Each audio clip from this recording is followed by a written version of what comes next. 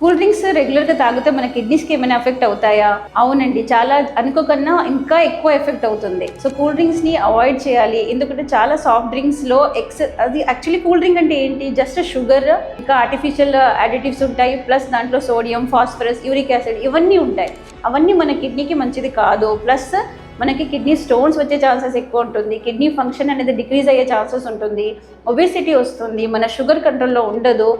దీనివల్ల మన long term kidney damage అయ్యే ఛాన్సెస్ చాలా వరకు ఉన్నాయి. సో కాబట్టి మీరు దాహం వేస్తే వాటర్ తాగండి, కానీ కూల్ డ్రింక్స్ అవాయిడ్ చేయండి.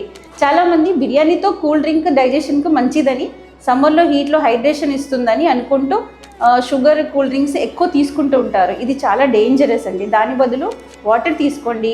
ప్లస్ మనం న్యాచురల్గా ఇంట్లో చేసుకున్న బటర్ మిల్క్ తీసుకోవచ్చు, కోకోనట్ వాటర్ తీసుకోవచ్చు. ఒకవేళ ఏమి రిస్క్ లేదు అంటే హోమ్ మేడ్ మన లెమన్ ఇవన్నీ తీసుకోవచ్చు, అది బెటర్. ప్లస్ ఒకవేళ కిడ్నీ ప్రాబ్లమ్స్ ఉంటే సాఫ్ట్ డ్రింక్స్ దగ్గర అవాయిడ్ చేయండి. వాటర్ని మీ డాక్టర్ ప్రిస్క్రైబ్ చేసినంత వాటర్ తీసుకొని మీ కిడ్నీస్ని హైడ్రేట్ చేయండి.